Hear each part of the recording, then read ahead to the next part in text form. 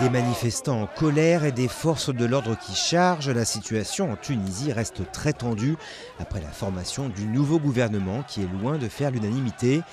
Ils sont des milliers à être descendus dans la rue pour réclamer le départ des ministres issus du RCD, le parti du président déchu Ben Ali. L'assassin c'est Ben Ali, l'assassin c'est l'RCD. On a refusé l'RCD, on a refusé Ben Ali 23 ans. On est fatigué. Dégage, RCD, dégage. Tension très vive aussi au sein de l'exécutif. Les 3 ministres appartenant à la centrale syndicale UGTT ont démissionné.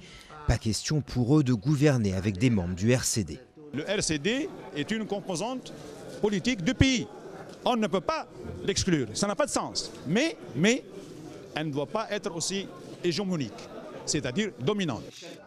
Quelques heures plus tard, à défaut de quitter le gouvernement, le Premier ministre a rendu sa carte du RCD. Le président par intérim a fait de même.